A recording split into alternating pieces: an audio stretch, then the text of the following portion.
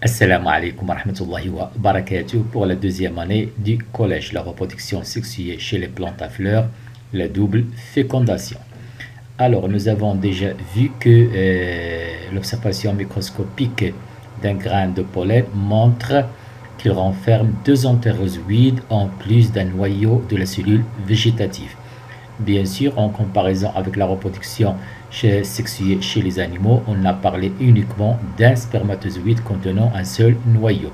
On se demande bien sûr, ou plutôt la question qui se pose, quel est le rôle de ces deux entérozoïdes, en plus bien sûr du rôle de la cellule végétative. Découvrons bien sûr le rôle de ces deux entérozoïdes et de la cellule végétative. Donc pour cela, notre activité 1 nous demande de déterminer le devenir des graines de pollen après la pollinisation. Vous vous souvenez un petit peu, bien sûr, on a parlé de la pollinisation, c'est-à-dire le dépôt des graines de pollen sur les stigmates, effectivement, du pistil. Donc une fois le grain de pollen est déposé sur les stigmates, il trouve des conditions favorables pour germer, effectivement. Notre grain de pollen va germer, il va donner un tube pollinique qui va s'enfoncer à l'intérieur du style en se dirigeant vers l'ovule, comme vers l'ovaire, bien sûr, renfermant des ovules.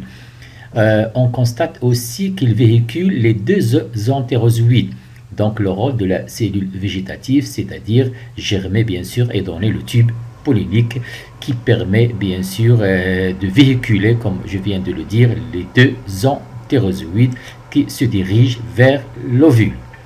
Effectivement, une fois au niveau de l'ovule, on constate bien sûr, comme vous allez le voir, donc à ce niveau-là, nous avons déjà dit que l'ovule renferme cette cellule et 8 noyaux. On se demande bien sûr que va-t-il se passer, avec quel noyau nos deux entérozoïdes vont fusionner. Donc nous avons notre noyau de la cellule végétative qui sera détruit, bien sûr, son rôle est terminé, sa tâche est terminée, alors que les deux entérozoïdes, comme vous allez le constater, un entérozoïde va féconder l'oosphère, alors que le deuxième entérozoïde va fusionner avec les deux noyaux, bien sûr, polaires, voilà, du sac embryonnaire. Donc nous avons, comme vous le constatez, une double fécondation. La première, c'est-à-dire la fusion entre le noyau de l'entérozoïde avec l'oosphère, ce qui va donner, bien sûr, la cellule œuf. Alors que le deuxième noyau de deuxième entérozoïde, bien sûr, va fusionner avec les deux noyaux polaires. Effectivement. Donc, comme je viens de le dire, nous avons un œuf principal et un œuf accessoire. L'œuf principal, c'est lui qui va donner, bien sûr, notre plantule, bien sûr, par un embryon.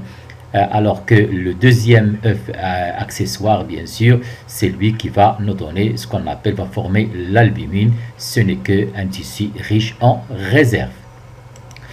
Effectivement, comme je viens de le dire, lorsque les graines de pollen se déposent sur le pistil, elles germent. Chaque grain de pollen en germination forme un tube pollinique qui se dirige vers l'ovaire. Il contient deux entérozoïdes. Notre, bien sûr, comme vous le constatez, notre embryon qui renferme les deux cellules, les deux noyaux polaires. Nous avons notre oosphère, comme je l'ai déjà dit. Bien sûr, de part et d'autre de l'oosphère, on retrouve deux cellules qu'on appelle les deux synergies. Alors que les trois cellules de l'autre côté, de l'autre pôle, bien sûr, on les appelle les cellules antipodales. Donc notre tube pollinique pénètre dans l'ovule à travers le micropyle et il traverse le nucelle, comme nous l'avons déjà vu sur notre document animé, pour atteindre le sac embryonnaire. Au niveau du sac embryonnaire, on assiste à un phénomène de la double fécondation. Donc le premier noyau destiné à féconder l'oosphère, ce qui donnera l'embryon à l'origine de la future plantule, alors que le deuxième noyau va s'unir, va fusionner avec les deux noyaux polaires à l'origine de l'albumine, qui fait partie de la graine et qui servira, bien sûr, comme on va en parler juste après, généralement à nourrir l'embryon. Ainsi, l'un des entérozoïdes féconde l'oosphère pour donner l'œuf principal, qui est à l'origine de l'embryon. Le deuxième entérozoïde fusionne avec les deux noyaux du sac embryonnaire, donnant l'œuf secondaire à l'origine de l'albumine. Je l'ai déjà dit, l'albumine est un tissu de réserve nutritive de la graine. Alors, Comme nous l'avons déjà vu, bien sûr, le grain de pollen, bien sûr, dans ce cas-là, nous avons au niveau de l'ovaire plusieurs ovules. Donc, nous avons 3 grains de pollen qui, bien sûr, qui germent et dans 3 tubes polliniers qui se dirigent vers l'ovaire. Chacun va se diriger vers un ovule, comme vous allez le constater. Notre double fécondation, nous l'avons déjà vu, bien sûr. Voilà. Une fois la double fécondation a lieu, comme vous allez le constater, on voit très bien que notre fleur commence à se faner. Voilà. Effectivement, ceci bien sûr après la double fécondation. Je m'excuse. Voilà. On constate bien sûr que notre fleur se fane et flétrisse, comme vous le constatez, mais l'ovaire va se développer, va se transformer bien sûr.